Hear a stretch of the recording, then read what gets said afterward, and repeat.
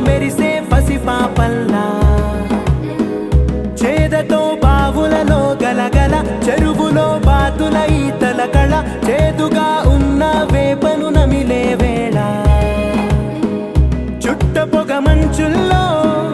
చుట్టాల పిలుపుల్లో మాటలే కలిపేస్తూ